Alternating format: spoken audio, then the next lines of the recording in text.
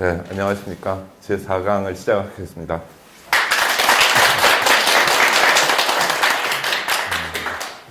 네, 근데 여전히 늦는 분들이 좀 계신 것 같아요. 오늘은 그 발상법을 좀 더 중점적으로 살펴보고자 합니다. 발상법이라고 하는 것은 이제 말 그대로 생각을 어떻게 하면 잘할 수 있을까 하는 것인데, 이런 얘기들을 보통 합니다. 학교에서 학생이 오죠. 와서 선생님 저 공부 잘하려면 어떻게 해야 돼요? 했을 때 선생님이 대답을 하십니다. 뭐 여러 가지 맥락은 있습니다. 워낙 공부할 마음이 없는 애가 와서 하는 그런 질문도 있거든요. 질문 아닌 질문. 근데 대체로 이런 식으로 얘기합니다. 열심히 하면 된다 하고 얘기합니다. 그러면 열심히 안 한 것이 못내 캥기는 이 학생은 그냥 그걸 답으로 알고 내가 열심히 안 해서 못하는구나 하고 그냥 집으로 갑니다. 조금 더 이제 용기가 있는 학생은 열심히 하려면 어떻게 해야 돼요? 하고 묻습니다. 그럴 때 또 이렇게 대답합니다. 정신을 집중하면 돼 합니다. 그러면 정신 집중하지 않은 학생은 또 자기 탓이려니 하고 그냥 집으로 가죠. 또 좀 용기가 있는 학생은 정신을 집중하려면 어떻게 하냐고 또 묻습니다. 그러면 이렇게 대답합니다. 정신을 한 군데 모아. 이렇게 얘기합니다. 정신을 한 군데 모으려면 어떻게 하는지에 대해서 구체적인 방법을 제시해 주지 않는다는 겁니다. 대부분은 묻는 사람이나 대답하는 사람이 묻는 사람도 별 기대하지 않고 대답하는 사람도 상대가 그 대답을 제대로 들을 수 있을까, 들을까, 열심히 할까 이런 거에 대한 생각이 없기 때문에 그냥 좀 가볍게 얘기한다는 것이죠. 방법은 매우 구체적이고 손쉬워야 됩니다. 그렇지 않으면 방법이 오히려 사람들을 좌절시킨다는 것이죠. 발상법을 공부했는데 발상을 제대로 못한다면 발상법을 제대로 가르치지도 배우지도 못한 것이라는 겁니다. 제가 처음 시작을 이렇게 하니까 이제 오늘 저는 여러분들한테 발상법에 대해서 분명히 매우 구체적이고도 손쉬운 방법을 알려드려야 되는 부담을 스스로 지게 됐는데요. 실제 그러한지 아닌지는 이제 여러분들과 함께 확인을 해보겠습니다. 창조적인 발상도 하라고 하고 좀 체계적으로 사고하라고도 하고 좀 깊이 있으라고 하는 얘기도 합니다. 그런 것들이 모든 글쓰기의 가장 기본적인 미덕이 되고 또 그러한 글들이 좋은 글들이죠. 지난 시간에 했던 것들을 다시 좀 곁들여서 말씀드리자면 제일 좋은 글은 일단 좋은 글은 뭐라고 그랬죠? 꼭 써야 할 것을 꼭 써야 할 곳에 꼭 써야 할 만큼 쓰라고 했습니다. 훈남, 훈녀들은 그래서 꼭 있어야 할 것들이 있어야 할 곳에 있어야 할 만큼 있다고도 말씀을 드렸죠. 근데 막상 그것을 어떻게 판단하느냐 하는 문제도 또한 보통 문제는 아니죠. 타고난 미의식이 있다면 가능한데 그렇지 않다면 참 어렵습니다. 그러면 제일 좋은 글은 뭐냐 했을 때 꼭 써야 할 것을 꼭 써야 할 곳에 꼭 써야 할 만큼이라는 것도 중요하지만 제일 중요한 것은 또 진정성입니다. 잘 조금 못 써도 초등학교에 들어가서 아이가 처음으로 엄마 아빠한테 편지를 썼다면 야, 꼭 써야 할 것이니 꼭 써야 할 곳에 있어? 꼭 써야 할 만큼 있어? 이러고 판단할 필요가 전혀 없습니다. 진정성이 있는 글들이 제일 최선인데 지난번 과제를 내드린 여러분들의 글은 저한테 굉장히 진정성 있게 다가왔기 때문에 과제를 낸 분들한테 미리 시작하기에 앞서서 칭찬의 박수를 제가 막 먼저 칩니다. 페이스북을 활용하지 않으신 분들은 지금 무슨 얘기인가 하실 겁니다. 지난 한 주 동안에 페이스북에 과제를 올려놓으셨고 거기에 대해서 제가 여러 가지의 제 의견들을 달아드렸습니다. 그 의견을 달 때 제가 생각한 거는 얼마나 진정성이 있냐 없냐가 우선적이었습니다. 근데 다행히도 진정성 있게 다 해주셨고 그 진정성 있는 것들을 보면서 제가 이제 꼭 써야 할 것을 꼭 써야 할 만큼 꼭 써야 할 곳이라고 하는 그런 내용들을 갖고 조금씩 코멘트를 달아드렸는데 제일 중요한 것들을 이미 갖고 계시니까 그것들을 충분히 드러내는 일들을 많이 하시라는 겁니다. 결국 과제가 점점 더 많아질 것이라는 얘기이기도 합니다. 그래서 이번 기회에 머릿속에 있는 거 다 소용이 없습니다. 머리 바깥으로 나오지 않으면 소용이 없거든요. 말과 글, 행동으로 나오지 않는다면 머릿속에 있는 건 정말 아무 소용이 없고요. 그대로 죽으면 더더욱 정말 덧없는 것이 머릿속에 있는 것들입니다. 그래서 여러분들께서 머릿속에 있는 많은 경험, 많은 아픔도 좋고 기쁨도 좋고 바람도 좋고 여러 가지 것들을 이번 기회에 여러분들이 다 쏟아내는 그런 활동을 좀 해주셨으면 좋겠다 하는 것이고요. 그런 의미에서 이제 그러면 그렇게 쏟아낼 때 어떻게 하면 좀 더 구체적이고 손쉽게 이것들을 정리할 수 있는가, 펼쳐낼 수 있는가 하는 방법들을 이제 살펴보고자 한다는 겁니다. 다시 1, 2, 3차시를 조금 더 말씀드리자면 우선은 쏟아내는 게 중요하다는 얘기를 맨 처음 드렸죠. 그래서 1분간 글쓰기도 하고 1분 생각하고 3분간 글쓰기식으로 했는데 이건 변형하셔서 연습을 하셔야 된다고 그랬습니다. 그러니까 부담 없이 시작해서 1분간 생각해서 자기 머릿속에서 뭐가 제일 먼저 튀어나오는가 하는 것들을 떠올리셔야 되고 그것들을 다시 정리하는 연습들을 지금 차근차근 하는 거니까 단계적으로 계속되지만 계속 조금씩 반복될 수 있습니다. 근데 이것은 심화 과정이니까 심화되는 과정이니까 여러분들께서 이것을 그건 다 했으니까 끝났고 이제 더 이상 안 해가 아니라 처음 시간에 했던 것들을 계속 여러분 나름대로 계속 확인해 보는 작업이 필요하다는 겁니다. 오늘은 그 바탕 위에서 발상법에 대한 얘기를 갖다 드리는데 이미 조금 브레인스토밍이나 이런 것은 얘기했는데요. 오늘은 조금 더 특별한 발상법을 말씀을 드리겠는데요. 육하 원칙을 활용하는 발상법입니다.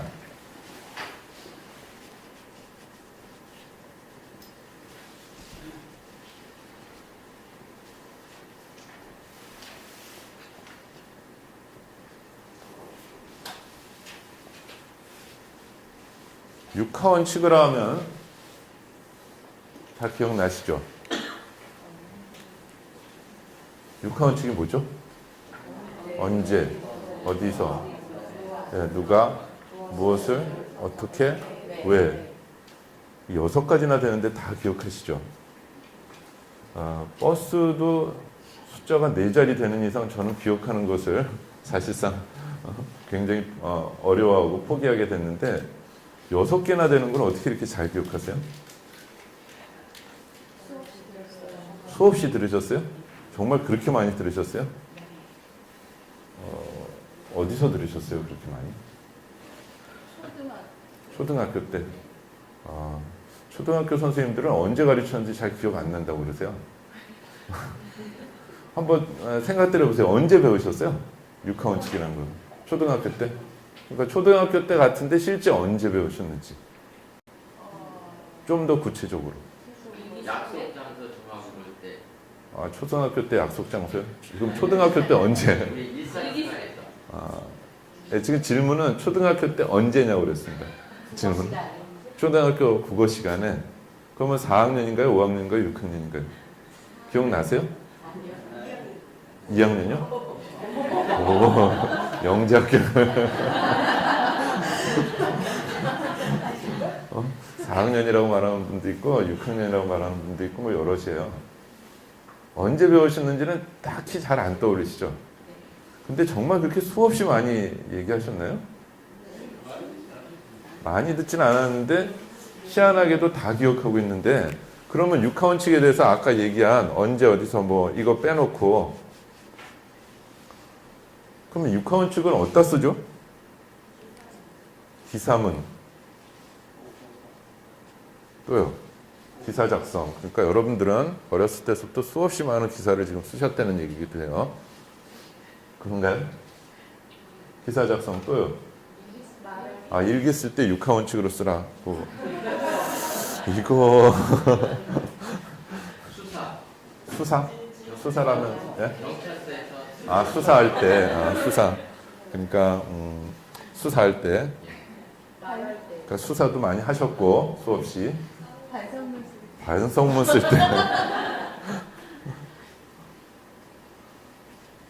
그러면 초등학교 때 선생님들이 이제 너는 기사를 많이 써야 되고 일기도 많이 써야 되고 수사도 열심히 해야 되고 반성문도 많이 써야 되니까 꼭 배워라고 가르쳐 주셨나요? 보통 초등학교 때 배운 것은 맞습니다. 언제인지 모르고 초등학교 선생님들조차도 이게 언제 가르쳤는지 정신도 잘 몰라요. 그리고 교육과정이 바뀌는 것에 따라서 조금씩 다르게 얘기하기도 합니다. 어느 교육과정에서는 뭐 4학년 때 바른생활에서 가르쳤다고 얘기하시는 분도 있고, 아니다 뭐 말하기 듣기 거기에서 가르쳤다 이렇게 하는 분들도 있고, 조금씩 경력에 따라서 다른 얘기들 하시는데 정확히 언제 가르쳤는지에 대해서는 그분들도 잘 모르고, 육하원칙 그러면 기사 작성, 신문 기사 작성이라고 하고, 이제 하나 더 나오면 OW1H라는 얘기가 나옵니다. 그러니까 뭐 how, when 뭐 이런 식으로 하고 이제 how가 되는 거죠. 그래서 OW1H인데 왜 배웠느냐 했을 때는 지금 이런 정도에 머무릅니다. 대충 여기에 머무르죠. 신문 기사 작성하는데. 근데 전 국민이 신문의 나라도 아닌데 전 국민이 신문 기사 작성하느라 이거를 이렇게 열심히 읽고 기억을 하고 있는가? 저 대한민국 어느 교육청에 가서 얘기를 하더라도 이걸 다 합니다. 이 OWH가 기억이 안 나서 그게 뭐였더라, 나머지 한 개가 뭐였더라 막 이렇게 고민하지 않습니다. 우리는 5가지 넘어가면 잘 기억하지 못하는데 그럼에도 불구하고 6가지는 이건 잘 기억하고 있더라는 겁니다. 기억하고 희한하게도 잘 안 쓰고 있습니다. 이 정도를 제외하고도. 수사해 보신 적 손들어 보시죠. 수사해 보신 분. 여기 안 계시고. 반성문 쓰실 때 써본 적 있다. 솔직히 손 들어 보시죠. 네, 한 분, 두 분 정도가 손을 드셨습니다. 그러면 일기 쓸 때 육하원칙을 활용했다. 한번 손 들어 보시죠. 한 분, 두 분? 드신 거예요? 마신 거예요? 두 분?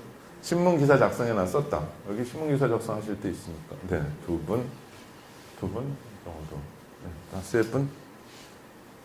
드신 거예요? 마신 거예요? 네, 네. 네.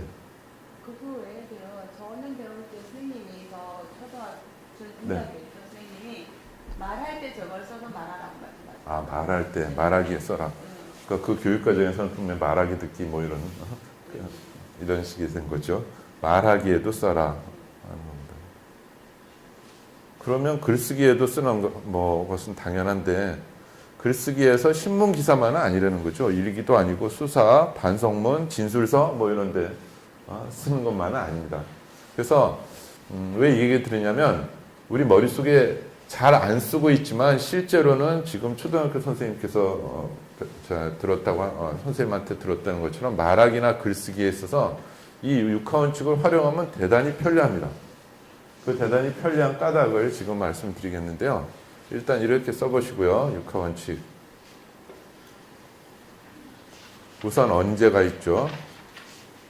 어디서 누가 무엇을 어떻게 나머지 뭐죠? 왜입니다. 이게 왜 잊혀지지도 않느냐 하는 것이죠. 거기서부터 한번 생각해 보죠. 옛날 어느 마을에 어느 바보가 살았는데 이런 식이죠. 옛날 이야기들이 다 이런 식으로 시작합니다. 저 미국 쪽이나 뭐 영국 쪽에도 마찬가지죠. 롱 타임 어고 뭐 하는 식으로 해가지고 시작합니다. 어느 바보가 살았는데 해서 영어로도 마찬가지고, 그러니까 동서양의 이야기들의 가장 기본이 이것부터 시작합니다. 언제는 시간의 축이죠. 시간을 깔아놓습니다. 숙종대왕 때 하는 식으로 시작합니다. 홍탄소한테 홍탄소 집이 있었는데 하는 식으로 되고, 어디서 하는 건 이건 공간이죠. 공간. 누가는 뭘까요? 주체가 되는 거죠. 무엇을은요? 대상 이런 게 되고, 어떻게는 방법, 수단.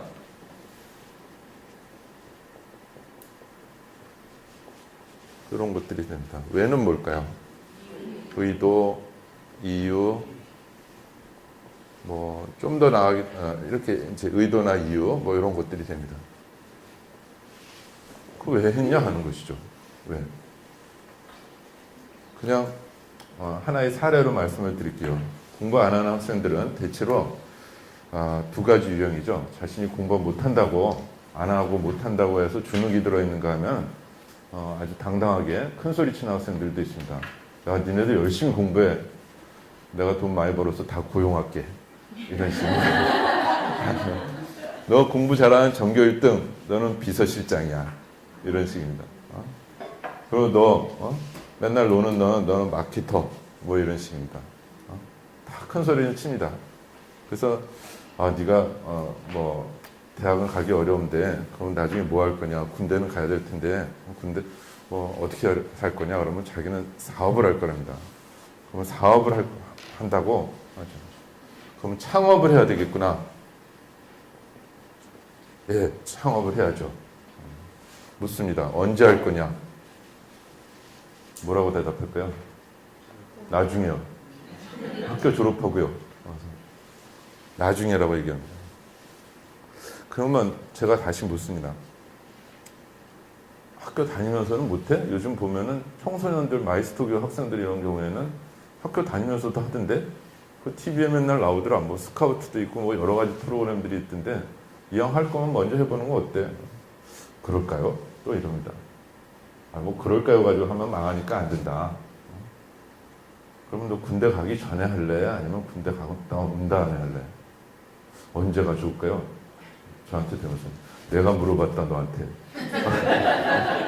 내가 물었는데 나한테 다시 묻니? 어디서 할 거야? 목 좋은 데서 하겠답니다. 목은 어떻게 하냐? 그러면 내가 또 절 너무 무시하는 것 같은데 그러지 마시라고 합니다. 그러면 권리금도 알겠구나. 권리금이 뭐예요? 야, 누구나 다 목 좋은데 잡고자 하면 그거 빌려주는 사람이 어떻겠냐? 뭔가 여기에 웃돈이라는 게 붙게 마련이다. 그래요? 그럼 저 홍대학 같은 데는 뭐 이런 권리금 이런 게 뭐 1억, 2억도 간다고 그러더라. 뭐 1억, 2억 있냐? 없는데요. 그래? 목 좋은데 잡기는 그런 것 같다. 이제 표정이 조금씩 좀 이제 달라지죠. 누구랑 할 거야? 제가 하죠. 그러면. 너는 그럼 주식회사는 안 할 거야? 주식회사 해야죠. 그럼 동업은 안 해? 혹시? 동업은 안 해요. 근데 주식회사는 할 거예요. 너 혼자서 하는데 어떻게 회사가 나오냐?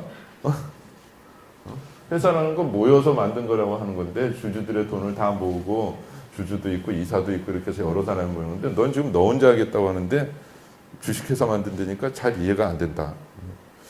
유한회사도 있는 것 같은데 그거하고 차이나 아니? 잘 모르는데요. 그게 뭐야? 네가 알아야 될 거를 왜 나한테 자꾸 물어? 나는 국어 선생인데 내가 뭐 알아 이런 거? 난 몰라 하고 얘기해요. 뭘 할 거냐 그러면 어떻게 답할까요? 돈 되는 거면 다 하겠대. 이제 나하고 인연을 끊자. 너는 돈 되는 거라고 한다면 뭐든지 하겠다고 얘기하는데 그게 얼마나 위험한 일인지 아니?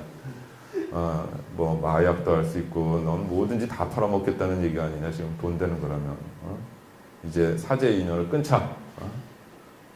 이렇게 얘기합니다. 그건 아니죠. 저를 어떻게 보시죠? 넌 지금 그럼 뭘 팔겠다는 거야? 뭐가 좋을까요, 선생님? 내가 물어보는데 자꾸 나한테 물어보냐? 돈 되는 걸 내가 알면 내가 팔러 다니지 너한테 묻겠지. 무섭죠? 이것도 없습니다. 어떻게 할 거냐면 뭐라고 할까요? 죽을 힘을 다해서 열심히 하겠다. 저는 죽지는 말고 죽음을 다해서 열심히 하겠다. 그러면 광고지 같은 것들이 광고도 많이 해야 되겠네. 해야죠. 그러면은 이런 전단지 이런 거 뿌릴 거니? 뿌려야죠. 그러면 그거를 어떻게 양면으로 된 거로 뿌려? 아니면 단면으로 된 걸로 해야? 아니면 흑백으로 할 거야? 아니면 컬러로 할 거야? 근데 수량은 어느 정도 해야 할 거야? 수량이 많아질수록 이게 값은 싸진대더라. 많을수록 좋고 싼 것일수록 좋죠. 근데 너가 갖고 있는 돈이 그렇게 많을 것 같진 않은데 이거 어떻게 할 건지. 돈이 없다면 샌드위치맨처럼 패널이라도 들고 네가 왔다 갔다 돌아다녀야 되는 거 아니야? 그렇게도 해야죠. 그럼 넌 어쨌든 뭘 할 건데? 어떻게 할 건데? 잘 모르겠네. 왜 창업하려고 하면 뭐라고 할까요? 돈 벌려고요 합니다. 여기서도 똑같이 얘기하시는 게 같은 생각이신가요? 아니면 잘 헤아리시는 건가요? 돈 벌려고 그럽니다. 돈. 그래, 그럼 너는 장사 꾸는데도 기업가는 못 되겠다. 저 기업가 할 건데요. 야, 돈만 버는 사람은 장사꾼이라고 하는 거야. 기업가는 여기 철학이 있어야 돼. 너가 돈을 왜 벌고 싶은 거야? 쓰려고요. 어디다 쓰게? 뭐 집도 사고. 자, 여기서 똑같이 한번 헤아려 보세요. 돈을 버시면 어디다 쓰실 겁니까? 집도 사고, 예, 땅도 사고, 차도 사고, 여행도 다니고. 딱 4개예요, 지금? 빨리 말씀해 보세요. 돈을 번 다음에 어디다 쓰실 거냐고요? 기부도 하고, 학교를 짓고 싶고. 6개요? 6개 외에 빨리 다른 뭐 있으면 빨리 떠올려 보세요. 제가 모 여고에 가서 우리나라에서 꽤 유명한 여고에 가서 쭉 얘기하다 보니까 여학생들이 좀 다르긴 다른 거지. 구두요 하고 얘기해서 저를 아주 기함을 하게 했는데, 구두를 사고 싶다는 얘기가 그렇게 절실한 욕망인지 잘 몰랐어요. 구두를 사고 싶다 그러네요. 구두도 하나 사드리죠, 그럼요. 뭐 있을까요, 또? 복지시설을 하나 만들고 싶다. 또, 거울? 결혼을 돈으로?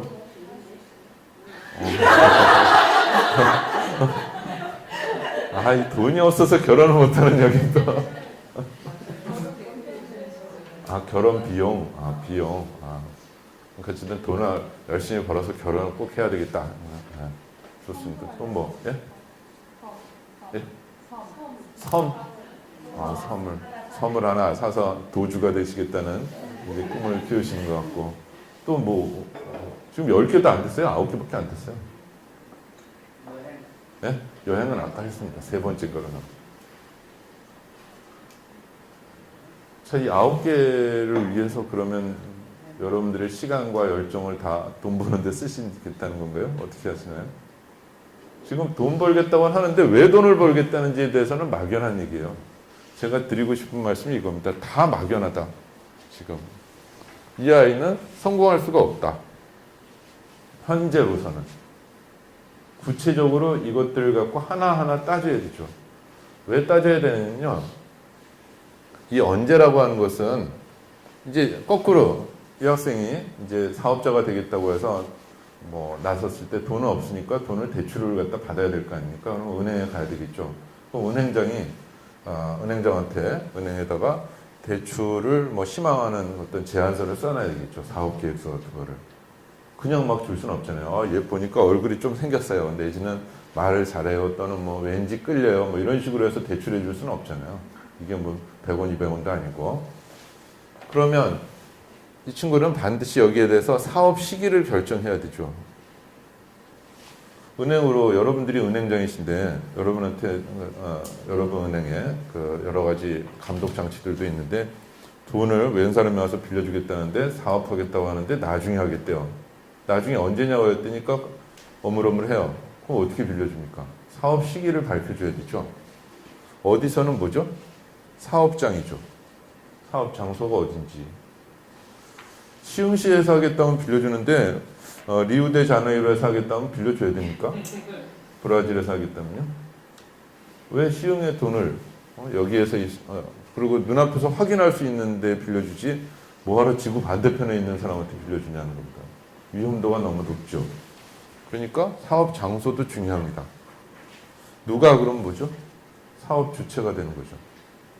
도대체 누가 할 건지 알아야죠. 가서 봤더니 초등학교 5학년 학생이 한대요. 여기 대학 초등학교 학생들이 한대요.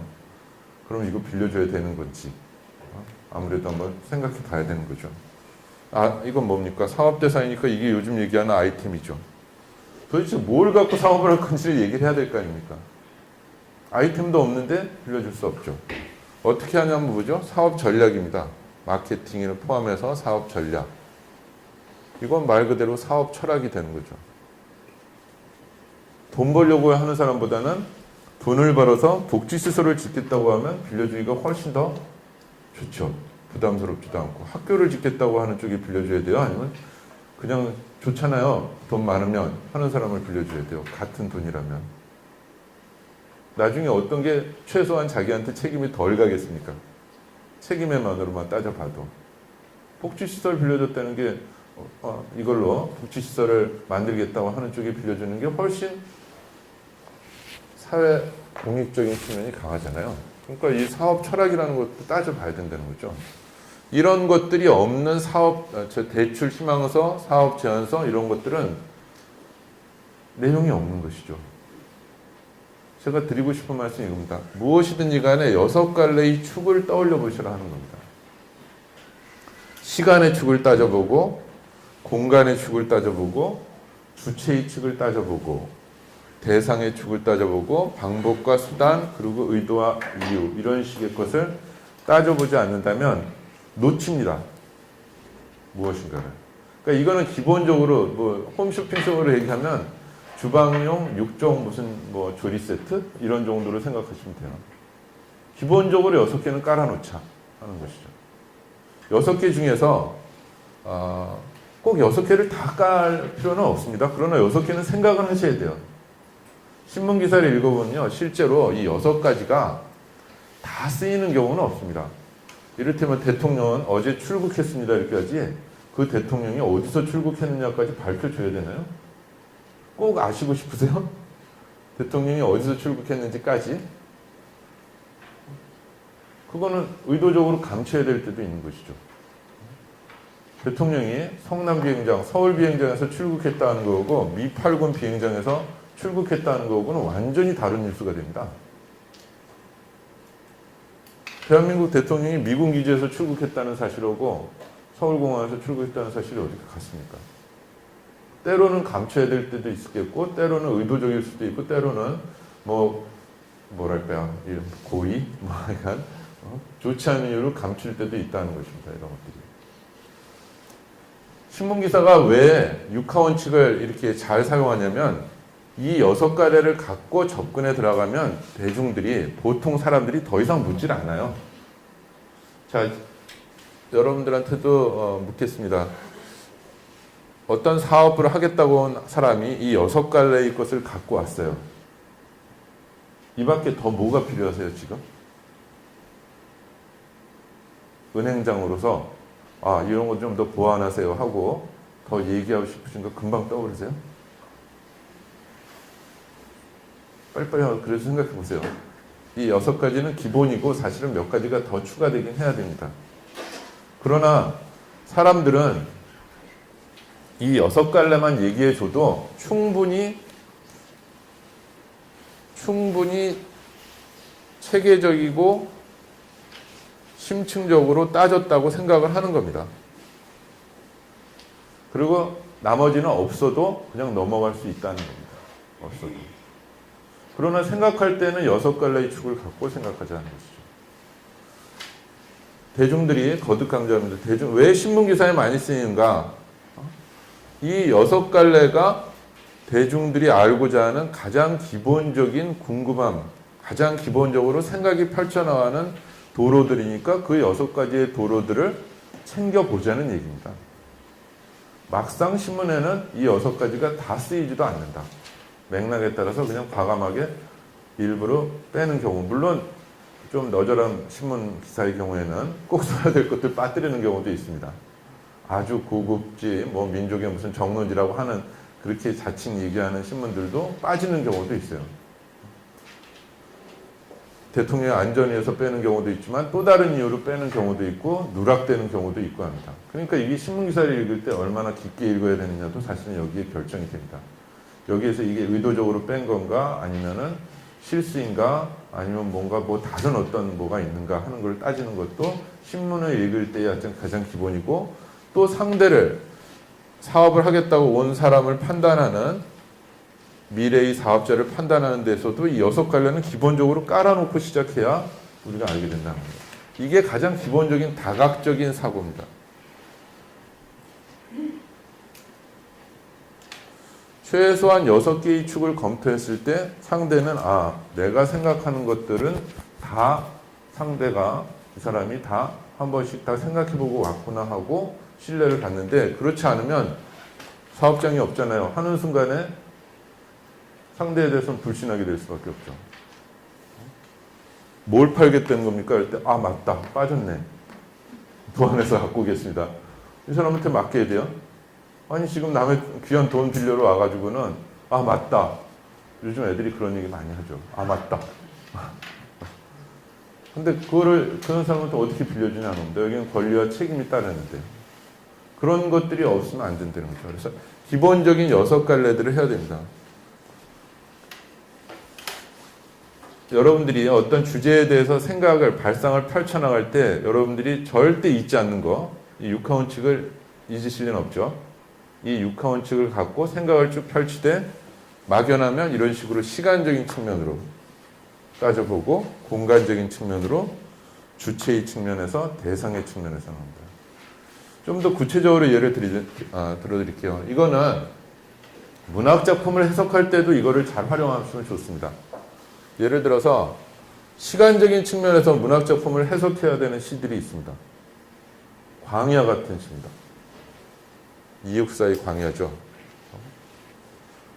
까마득한 날에 하늘이 처음 열리고 어디에 다구는 소리 들렸으랴 이렇게 되거든요. 이연 모든 산맥들이 바다를 연모에 휘달릴 때에도 차마 이곳을 범하든 못하였으리라. 끊임없는 광음을 3년 끊임없는 광음을 부지런한 계절이 피어선지고 큰 강물이 비로소 길을 열었다. 3년입니다. 그 다음에 4연이 지금 눈 내리고 매화향기 홀로 아득하니 내 여기 가난한 노래의 씨를 뿌려라거든요. 그 다음 5연이 다시 천고의 뒤에 백마 타고 오는 초인이 있어 이 광야에서 목 놓아 부르게 하리라. 이렇게 됩니다. 5문장입니다. 5연으로 된 5문장을 한 문장을 3줄씩으로 이렇게 3행식으로 나눠 갖고 되는데 말씀드린 대로 광야 같은 경우에 1년의 경우에 까마득한 나래로 시작합니다. 이제 신화의 날이라고 하는 거죠. 하늘이 처음 열리고 했으니 신화의 시간을 얘기합니다. 희한한 시죠. 광야는 이거 무한 공간인데 이 무한 공간은 무한한 과거의 시간, 신화의 시간서부터 시작합니다. 그래서 모든 산맥들이 바다를 연모에 휘달릴 때도 하고 그 다음에 끊임없는 광음을 부지런한 계절이 무수한 시간이 지나서 4연 지금 눈 내리고 하는 겁니다. 매화향기 홀로 아득하니 내 여기 가난한 노래의 씨를 뿌려라고 5연이 되면 다시 천고의 뒤에 그랬습니다. 천고는 까마득한 미래라는 뜻이거든요. 그래서 혹자는 다시 천고의 뒤에니까 이걸 딱 해서 그러면 우리의 광복은 백마 타고 오는 초인이 노래를 부르는 날은 다시 이렇게 먼 미래가 된다는 거냐? 좀 이상하다 하고 얘기하지만 그건 아니죠. 이 시간적인 스케일을 생각해 보시라는 겁니다. 이 시 속에서 말하는 보통 시적 화자, 시적 자아라고 하는데 이 시적 자아가 말하는 것은 까마득한 시간서부터 지금 눈 내리는 이 순간서부터 다시 먼 미래를 떠올리는 그야말로 머릿속에서 천문학적인 시간이 왔다 갔다 하는 사고의 소유자예요. 이 소유자한테 지금 눈 내리는 것이 그렇게도 길고 그렇게도 정말 힘들고 그렇게도 정말 자신의 무릎을 꺾어야 될 정도의 그런 지금 거를 받아들여지겠습니까? 이건 정말 눈 깜짝할 사이 아주 찰나에 불과한 건데 이 찰나의 아픔 때문에 자기가 자기의 생을 갖다가 포기하거나 아니면 흔히 쉽게 얘기해서 친일하거나 그럴 정도의 사람은 아니죠. 순간적인 그런 어려움에 불과하다고 지금 내 앞에 있는 이 엄청난 시련 지금 수학 능력 학생들이 봤지만 이번에 국어 시험 어려웠다고 지금 하는 학생들이 있습니다. 광야의 시를 외우고 있는 학생이라면 그래야 될 이유가 없죠. 지금 실패가 그건 단순한 실패죠. 아무것도 아닌 건데 아이들은 처음 맞이하는 거니까 이해는 됩니다.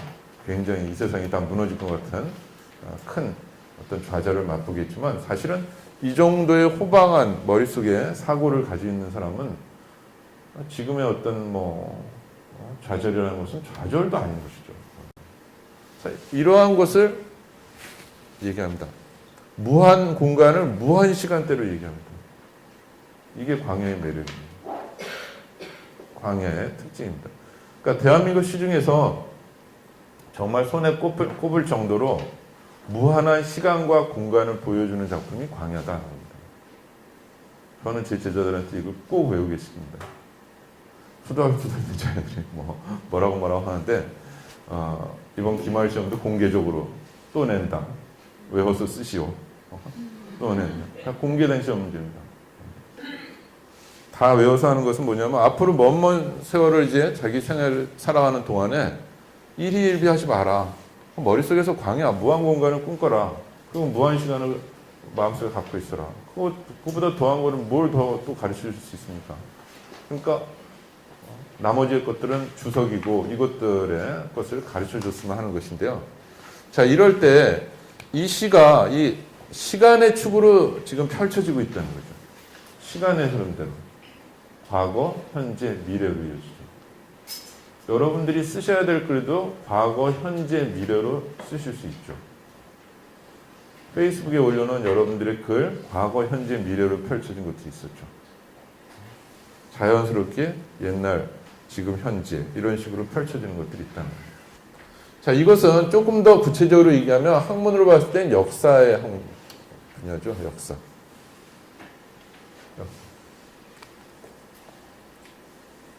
자기 앞에 어떤 것을 볼 때 과거, 현재, 미래라고 하는 이런 시간의 흐름에서 살펴보는 것을 그러한 생각을 역사의식이라고 합니다. 역사의식. 그래서 이육사 그러면 역사의식이고 모든 무슨 시험제가 어떻게 나오든 간에 역사의식 하면은 이육사의 광야를 따라오기가 어렵습니다. 다른 시들도 역사의식을 담은 시가 많이 있는데 이 정도의 무한 시간과 공간을 갖고 얘기하는 역사의식은 없기 때문에 실질적으로 국어시험 보는 데에서도 역사의식 그러면 이육사 빼놓고서 다른 사람을 갖다 이렇게 대놓기가 참 어려울 정도로 압도적인 정도의 그런 모습을 보여주는 게 이런 것이다. 자, 이런 시간적인 흐름으로 한번 떠올려 보십시오. 자, 쓸 게 없다고 그래요. 왜 쓸 게 없습니까? 이렇게 한번 생각해 보세요. 과거로 한번 되돌아가 보죠. 이곳은 10년 전에는 뭐였죠? 가스안전공사. 네. 그러면 30년 전에는요? 산의 일부, 소래산의 일부. 그러면 300년 전, 3000년 전, 3만 년 전. 네? 바다. 30만 년 전에는요. 다시 산이었을 수도 있겠고. 그죠? 300만 년 전에는요. 자, 이렇게 생각해 보시지 않는 겁니다. 그러면 다시 이제 축을 바꿔서 올라가 보죠. 미래로. 이 공간은 10년 후에는 뭐가 있을까요? 여전히 시흥 행복 ABC 타운이 돼야 되겠고요. 그 다음 100년 후에는요. 1000년 후에는. 자, 여러분들을 바꿔보죠. 5년쯤 후에는 뭐 하실래요? 내년 보면은 이제 모내기 하셔야죠. 책을 쓰셔야 되겠고, 5년 후에는 뭐 하실까요? 그냥 아무 계획 없이 매일매일 사시면 되는 겁니까? 50년쯤 후에는요?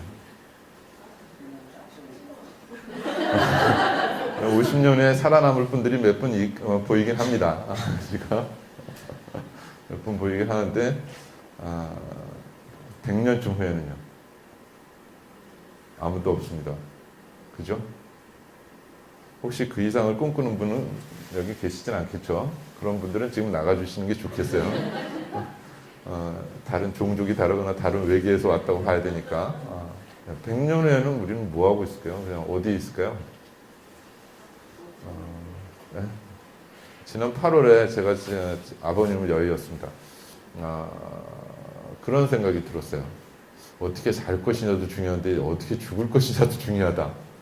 도대체 이걸 어떻게 해야 되나? 매장을, 화장을, 뭐 어떻게 해야 되나? 이런 여러 가지 생각이 들더라고요. 그래서 지금의 20대들은, 여기 있는 20대들은 어떻게 살 것이냐가 막 생각되지만 어느 순간이 되면은 어떻게 죽을 것이냐. 뭐 참전 용사이시기 때문에 이천에 호국원에 모셨는데 사실은 저희 집안이 이제 경기도 개성이기 때문에 실향민의 집안인데 그런 실향민의 아들로서 또 경모공원이라고 그 통일 경모공원인데 아니 경모요. 경모공원이에요. 그게 이제 통일동산에 있는 데 있어요. 실향민들만 들어갈 수 있는 묘지입니다. 근데 그 묘지가 있음에도 불구하고 그 이천에 호국원으로 저희가 모셨는데 경복원으로 갔을 때 간다면은 매장이고 호국원으로 갔을 때는 납골 형식이에요. 네, 화장을 해서 납골을 해야 되는 건데 그럴 때 이제 집안 내에서 여러 가지 판단들이 있는 거죠. 아버님의 뜻도 있지만 뭐 뜻대로 다 하시는 것도 아니지만 하는 게 아니잖아요, 보통. 그러다가 결국에는 아버님 뜻대로는 했는데 이게 과연 잘한 건지 안 한 건지 뭐 이런 것들이 막 생각하면서 그럼 난 도대체 어떻게 해야 되는지 막 생각이 들었습니다. 자, 누구나 죽음을 맞이하게 됩니다. 어떻게 할 것이냐 하는 것이죠. 남은 인생들은. 그래서 모내기를 지금 하고자 이제 다시 인생의 모내기를 위해서 여기 오신 것인데 시간의 측면에서는 항상 부딪히는 문제가 죽음의 문제 같은 거 부딪히게 되죠. 그 죽음 때문에 삶이 가치 있게 되는 것이죠. 삶에 대한 가치를 좀 더 생각하게 된다는 거죠. 삶에 대한 가치. 그게 없다면 내일도 모레도 글피도 계속 뭐 3만 년 후에도 살아있다고 한다면 사실 뭘 고민할 필요가 뭐가 있습니까?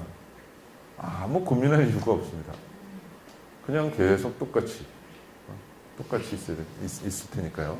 그래서 시간이라고 하는 것이 역사의식이고 좋은 글에는 이 역사의식이 들어가야 되는 거죠. 모든 걸 다 역사의식을 갖고 쓸 필요는 없지만 좋은 글이라면 역사의식이 있어야 된다.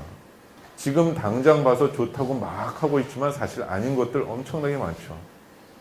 지금 별거 아니라고 하더라도 뚫고 가야 될 것들이 있습니다. 그런데 그 판단을 어떻게 할 것이냐는 겁니다.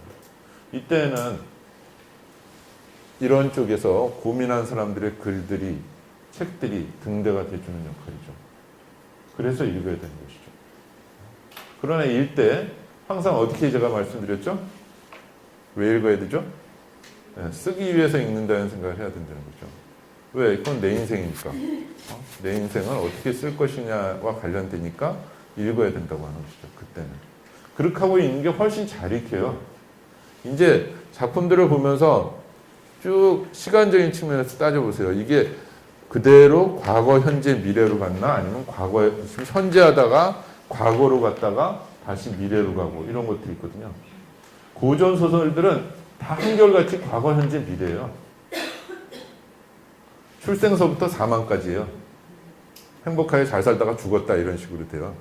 근데 현대 소설은 출생서부터 사망까지 다루지 않아요. 이런 식으로 순차적으로 쭉 다루지는 않습니다. 뒤죽박죽이 되죠. 뒤죽박죽. 그러니까 지금 있으면서도 어제 있었던 일을 생각하는 게 현대인들이거든요. 근데 과거의 소설들은 그냥 그때그때 살았던 것 같아요.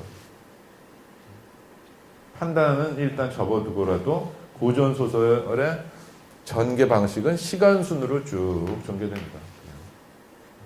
그러나 현대는 드라마나 영화들 다 시간 순서대로 되지 않습니다. 그렇기 때문에 이 시간을 바꿔놓은 게 무슨 의미가 있고 무슨 의도가 있는지 따져봐야 된다는 것이죠. 자, 그 다음에 어디서라고 하는 것 따져보죠. 이제 어디서는 뭐라 그랬죠? 지금 얘기대로 공간적 측면이죠. 지금 여러분들이 여기 오시지 않고 오늘 토요일인데 벌써 3주나 나갔으니까 오늘은 그냥 자체 휴강이다 하고 그냥 집에 계셨다면, 다른 공간에 계셨다면 지금 여러분들의 머릿속에서는 전혀 다른 생각들이 맴돌겠죠. 행동도 다른 행동을 하고 계실 테고요. 공간이 어떠냐에 대한 것이 굉장히 큰 문제가 됩니다.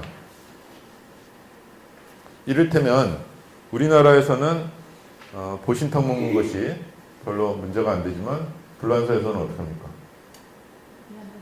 야만적인 거로 되죠. 근데 그들은 더한 요리도 먹잖아요.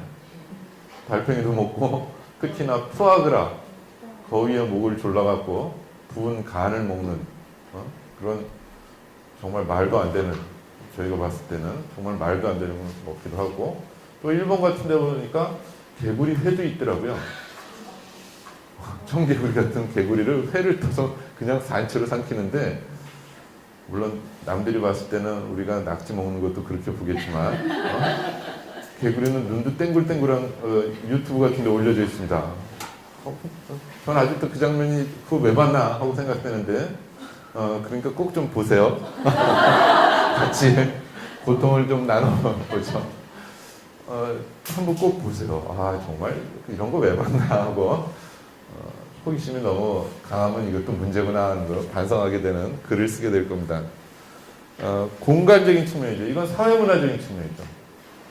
역사와 이것은 사회하고 문화적인 측면이죠. 사회문화적. 어떤 사회에서는 문제가 되는데 어떤 사회에서는 전혀 문제가 안 될 수 있습니다. 그래서 누가 옳고 누가 그르다 하면은 문제가 되고 그런 것을 다 이해해 주자 한다면 문화 상대주의라고 하는 거죠. 아까 제가 개인사를 말씀드렸지만 저희 집은 경기도 개성이기 때문에 경기도 개성이 아닌 곳은 전부 타향으로 생각하고 타국으로 생각합니다. 심지어. 그래서 매우 개방적입니다. 외국인하고 결혼하는 것도 저희는 하등의 문제가 안 됩니다. 이미 고향에서 쫓겨왔는데 이미 타국살이를 하고 있는데 누구하고 살든 무슨 상관이냐. 외국인하고 결혼하고 문제가 안 되고 심지어 차례 같은 것도 저희는 며느리 뭐 다 한꺼번에 다 절합니다. 할 거 없이. 그리고 뭐 설 같은 때도 보면 뭐 12시에 하는 경우도 있어요. 그 낮에요, 낮에.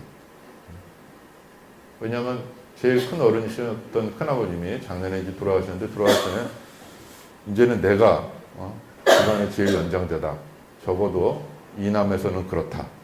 라고 얘기하시고 그 다음에 오기 어려우니까 10시까지 오라고 하시더니 그 다음에 10시까지 왔을 때도 집에서 다 무슨 포트락 파티 하듯이 집에서 다 이런 음식들을 갖고 와서 다 모으는 건데 점점 그 시간이 늘어지다가 12시가 마감으로 됐습니다. 그래서 정오. 그냥 하는 겁니다. 다른 집이 들어오면 정말 저런 뿌리 없는 집안이 있겠나 하겠지만 저희로 봤을 때는 이미 뿌리가 뽑혔다. 뭘 걱정할 게 뭐 있냐. 내 맘이다. 나 죽은 다음에 니네들 맘대로 해라 하고 하시는 그런 분 앞에서 모든 뭐 제도, 관행 이런 건 다 없어졌습니다. 그러니까 명절 증후군 저희 집안은 없습니다. 물론 남자들이 또 뭐 생각하는 거랑 여자들이 생각하는 거랑 좀 다를 수 있지만 집안에 무슨 행사 같은 것들이 무슨 제사 같은 거 그런 거 가급적 다 없애자는 겁니다. 다 한꺼번에 오시라고 해라. 모든 책임은 내가 진다. 내가 제일 먼저 갈 거다. 그렇게 얘기하시는 데는 모든 그러니까 오히려 뭐 이런 무슨 장손이나 이런 분들이 그래도 아버님 그거는 그래서 너는 네가 있을 때는 네 맘대로 해라. 나는 내 맘대로 한다. 이런 식이 돼버리신 거예요. 근데 이미 다 이제 진짜 관행이 됐기 때문에 관행을 중시하는 장손 입장에서는 그거를 다시 되돌릴 만한 지금 명분도 없습니다. 왜냐면 그래도 해오던 것이 있는데 왜냐면 이제는 할 말이 생겼죠. 큰아버님께서 그리 말씀하셨는데 왜 이걸 뒤집으려고 하느냐 하고 얘기하면 누구도 바꿀 수 없는 것이 되어버렸습니다. 지금 그래서 언제 어디서라고 하는 것은 우리 시간과 공간인데 이러한 시공간은 사람의 운명도 많이 좌우합니다. 여러분들이 쓰신 글 중에 봤더니 평촌에 있는 것보단 여기 오는 게 와서 있는 게 좋아서 했고 애들이 이쁘게 잘 컸다라고 하는데 이쁜 아들 네. 어디에 와서 사느냐 어디에서 일하느냐 어디에서 공부하느냐 어디에서 고민하고 있느냐 이런 것들은 다 우리의 삶에 굉장히 큰 영향을 미치는 것들이라는 것이죠. 그 다음에 누가의 문제죠. 누가 하느냐 하는 것이죠. 동학난이라고 하다가 동학혁명이라고 하거든요. 그러면 주체를 어떻게 보느냐 하는 시각의 차이죠. 주체를. 이거는 뭐 광주 항쟁의 경우도 마찬가지예요. 예전엔 사태였죠. 주체를 어떻게 보느냐에 대한 판단입니다. 어떤 시각으로 이 주체를 보는가 하는 것이죠. 쿠데타가 일어났다고 하더라도 친위 쿠데타인 경우도 있죠. 자기들끼리 짜고 치는 그런 쿠데타도 있습니다. 친위 쿠데타 같은 경우. 주체에 대한 분석이 없으면 되지 않죠. 과연 그 일을 누가 하고 있는가? 막 유흥업소 같은 것도 보면 있지 않습니까? 사장은 사장인데 뭐라고 그러죠? 바지 사장이는 보면 사실은 주체가 아닌 사람은 앞에 내세워가지고 범법을 저지르는 거예요. 근데 바지 사장을 붙잡아 놓고 난 다음에 할 일 다 했다고 한다면 이건 올바른 태도입니까? 아닙니까? 아니잖아요. 또 얼마든지 양산되는 구조를 스스로 만들고 있는 건데 분명히 법률적으로는 문제는 없죠. 사장의 책임을 갖고 있으니까. 하지만 법률적으로 문제가 없다고 해서 이게 정말 문제가 없는 것이냐고. 오히려 법률적인 책임을 묻는 그 자체가 더 큰 범법을 용인하는 체제입니다. 시스템을 낳거든요. 그러니까 실제 주체가 누구냐 하는 거 따져야 되거든요. 그걸 따지지 못한다면 문제가 되는 거 아닙니까?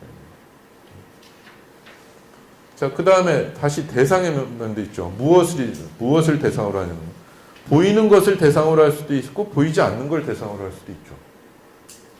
우리는 뭘 판다고 하면 보이는 것만 판다고 하는데 보이지 않는 것들 엄청나게 많이 팝니다. 보험 같은 것도 사실 보이지 않잖아요. 들을 땐 쉽고 받을 땐 어렵다고 그러잖아요. 그래서 뭐 어떤 이런 물건을 팔아서 주는 것보다는 서비스를 파는 거 다 보이지 않는 대상들이거든요. 그렇죠? 보이는 것과 보이지 않는 거 있습니다. 또 여기도 마찬가지죠. 주체도 보이는 주체가 있고 보이지 않는 주체가 있는 것이죠. 보이는 공간, 보이지 않는 공간들이 있죠. 다 기본적으로 이런 것들을 갖고 계속 펼쳐보는 게 좋겠다는 거예요. 대상이 어떤 대상이냐. 자, 대상의 특성은 어떻게 따져야 됩니까? 제일 만만한 게 나이죠. 너 몇 살이야? 뭐 이러고 따질 때 상대. 그 다음에 고향이 어디시죠? 학교 어디 나오셨어요? 이게 한국 사회에서 제일 만만하게 상대 파악하는 데 쓰는 도구들이죠. 이런 것들이 갖고 있는 일정한 부분의 효율성도 있지만 이것 갖고 하다 보니까 대상을 잘못 파악한다고 하는 거죠. 끼리끼리 문화. 그래서 무슨 3대 무슨 우리나라 3대 무슨 뭐가 있다 그러죠? 무슨 향후엔이 뭐 전후엔이 해가지고 뭐 해가지고 있다고 하는 것들. 그런 것들은 대상을 대상대로 보지 못하게 한다는 것이죠. 당장은 좋겠지만 그렇지 않고 그것이 항상 우리가 남이가식으로 해서 결국에는 끊임없는 어떤 아주 견고한 그런 카르텔을 만든다고 하는 것이죠. 그래서 이런 것들이 말고 그러면 대상을 뭘 갖고 파악할 거냐 하는 겁니다. 제일 만만하긴 이게 만만한데 그러면 상대를 뭘 갖고 파악할 거냐. 어떻게 알죠? 상대를? 나이, 몇 살, 뭐 본적 어디, 학교 어디, 어디 뭘 하고, 그 다음에 뭘 갖고 파악하죠? 사실 또 막연합니다, 이게. 제일 만만하고 평범하고 그래서 그것을 기반으로 하다 보니까 어느 팀에 이것들이 문제가 된 것들이죠. 옛날 무슨 책들 보면 무슨 어디 사람이다 하는 거 나오거든요. 항주 사람이다. 이런 식으로. 지역 같은 게 나오거든요. 왜냐면 넓은 땅에서는 그 움직이지 않는 지금처럼 뭐 이사 같은 게 자유롭게 되지 않을 때에는 이런 문제들이 항상 문제가 됐던 것이죠. 어느 지역이다는. 그러니까 지역의 특색도 있지만 자칫하면 지역 감정으로 바뀔 수도 있는 것이거든요. 나이라고 하는 것도 사실 무시는 할 수 없거든요. 갖고 있는 장점들이 있어요. 그러나 단점들도 있다는 거예요. 이 단점들이 장점을 압도하니까 이런 거 쓰지 말자고 하는 것이죠. 그러나 갖고 있는 장점은 있다는 거고 장점을 강조한다기보다는 제가 지금 드리는 걸 자칫 장점 강조한다고 오해하지는 마시고 그럼 달리 뭘 갖고 대상을 파악할 거냐 하는 거예요. 자, 어떻게 파악하실래요? 처음 보는 사람을 만났을 때 뭘 갖고 파악하셔야 되죠? 예? 뭘 갖고 파악하죠? 첫인상은 그러면 좋은 건가요? 장점만 있는 건가요? 사기꾼들은 첫인상이 다 좋습니다. 첫인상이 나쁘면 사기를 칠 수가 없습니다. 첫인상이 나쁜데 사기당하겠다고 하신다면요, 뭐 작심하고 일부러 그렇게 슬라이딩해서 들어가신다면요 모르겠는데 첫인상이 나쁜 사람으로서 뭐 좋은 사람으로서 나쁜 사람이 사기를 잘 칠 수 있을까요? 진짜 참 어려운 얘기입니다, 그거. 고수 중에 고수겠죠. 뭘 갖고 파악할지 사실 참 어렵습니다. 대상을 사람으로 놨을 때는 인간을 놓고 봤을 때는 인류를 또 볼 때는 점점 다시 더 어려워지죠. 요즘 얘기하는 인문학은 이것에 대한 고민들이죠. 문학과 역사, 철학 이런 것들이 대상, 인간이라는 대상에 대해서 좀 더 깊이 있는 시선을 준다고 하는 것이죠. 그래서 인문학 하는 것인데 요즘에는 인문학이 위기라고 하는데 사실은 인문학은 늘 위기였죠. 인문학이 성공했던 적이 언제 있나요? 성공할 수가 없어요. 기본적으로. 인간이 인간에 대해서 그렇게 성공적으로 파악한 때가 언제냐는 겁니다. 그렇다고 생각했을 뿐이지 항상 우리는 여기에 대해서는 늘 사람에 대해서는 잘 판단하기 어렵습니다. 전통사에서는 신원서판이라고 했죠. 겉모습, 말하는 거, 그 다음에 글 쓰는 거, 그 다음에 그의 판단력이나 뭐 이런 것들을 보면서 신원서판을 내세웠는데 실제로 사람에 대해서 우리가 어떻게 대상을 어떻게 파악할 것인가, 또 이 대상들이 모여있는 집단, 지자체, 정부 이렇게 대상 파악하기라는 건 점점 더 어렵습니다. 그래서 쉽지 않고 그래서 우리는 각자의 생각이 자칫 고정관념과 편견에 사로잡힐 수도 있다는 것을 전제로 하면서 토의와 토론을 해야 된다는 그런 필요성이 있게 되는 것이죠. 그렇지 않다면 자기 혼자 다 할 수 있다는 얘기거든요. 그건 아니잖아요. 우리가 다 할 수는 없다. 내가 아무리 뭐 잘나고 뭐 그러더라도 내 등 뒤를 내 눈으로 직접 볼 수는 없다. 내가 못 보는 면들은 항상 내가 보는 것 때문에 내가 못 보는 면들이 항상 발생한다고 하는 것이죠. 내가 어디에 집중하는 순간에 그 외의 것들은 집중 안 하게 된다는 것. 그렇기 때문에 같이 모여서 이것들을 좀 제대로 봅시다 하는 게 요즘식으로 얘기하면 집단지성 이런 것이거든요. 근데 자칫 잘못하면 이들이 다 엉뚱한 짓들을 하면 중우정으로 빠지게 되죠. 바보들이 모여 있어갖고 도저히 함께 하면 할수록 정말 이상하게 돼버리는 그런 식으로 바뀔 수도 있습니다. 그러니까 순식간입니다. 집단지성이 될 수도 있고 우리들이 집단지성으로 돼서 이 문화의 글방이 정말 빛나는 성과를 거둘 수도 있고, 또 하나는 중우정이 돼갖고 맨날 여기 와갖고 뭐 참 좋아요 뭐 이런 얘기 하다가 그냥 끝나버릴 수도 있습니다. 근데 나 뭐 했지? 집에 갈 때 항상 좀 괴롭고 내년 봄이 됐을 때 아무것도 없고 그러면 좋다고 생각하고 사실은 우리 스스로 마취되고 홀릴 수도 있는 그런 상황이라는 겁니다. 자, 대상에 대한 판단은 늘 고민스럽습니다. 오히려 뭐 다른 뭐 동물이나 이러면 이게 좀 그나마 좀 낫죠. 피해가 직접적이지 않으니까. 그런데 사람, 지금 중이들을 어떻게 파악할 것인가? 지금 어렵잖아요. 중이들. 그래서 전 국민이 다 알고 있는 농담, 북한이 중이 때문에 못 쳐들어온다. 중이를 통제할 능력이 북한군한테는 없다.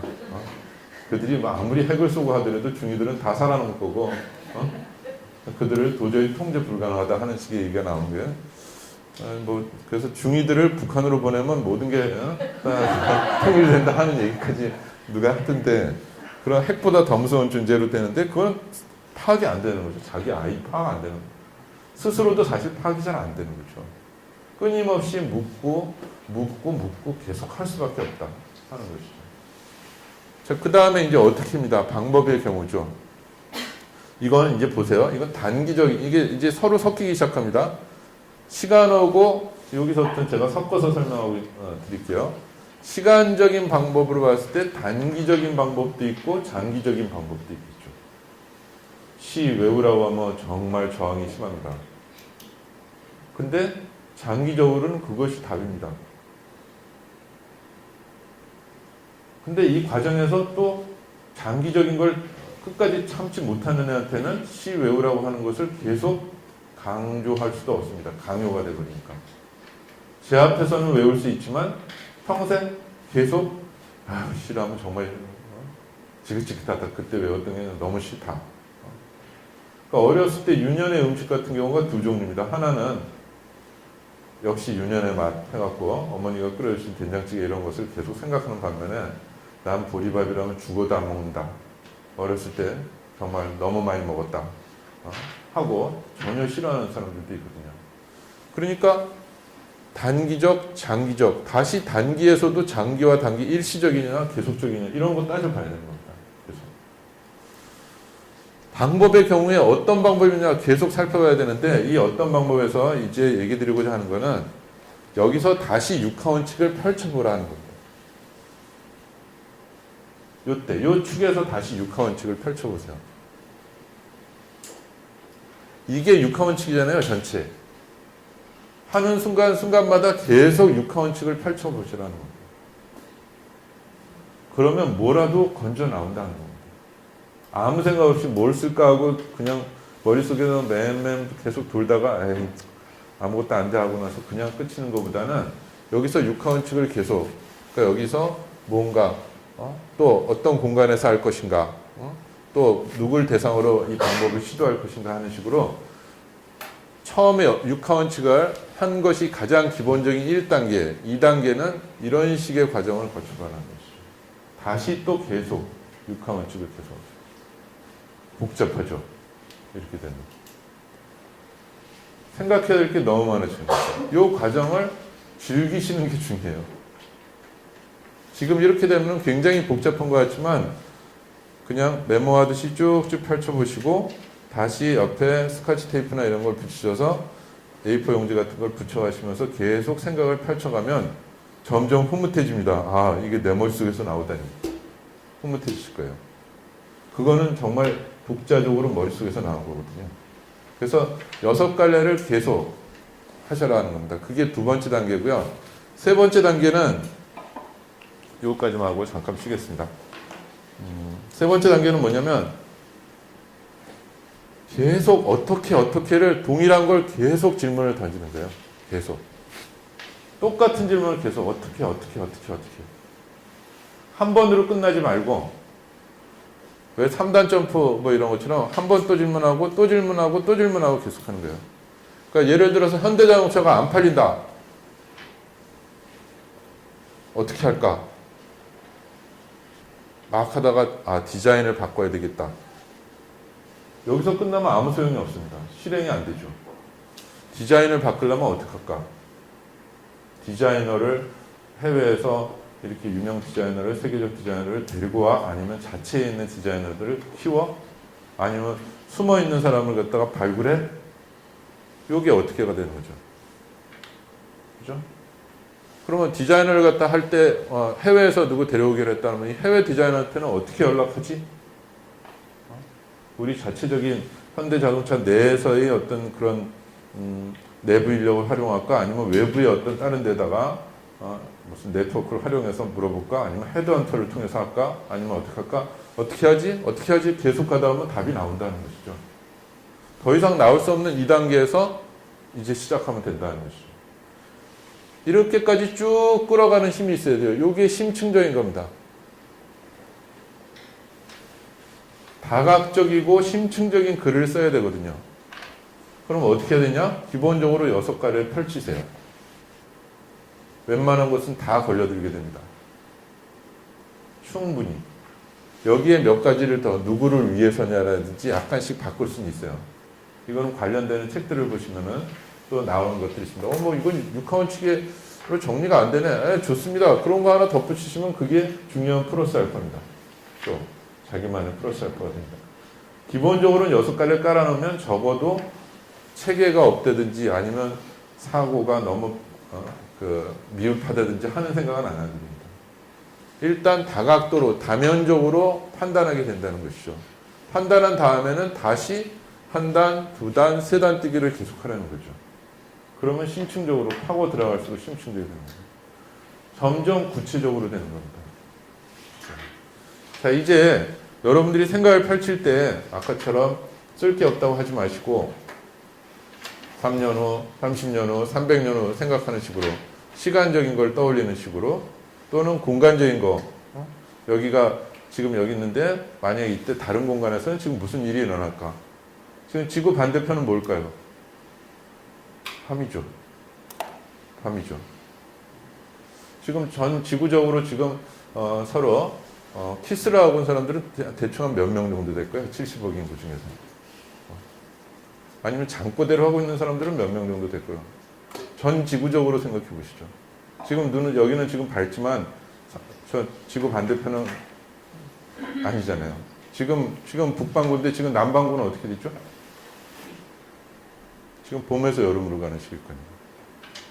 사고가 조금씩 자극이 될 것이다. 지금 여기가 아니라 다른 곳. 지금 다른 곳. 그리고 다른 곳 다시 지금 여기.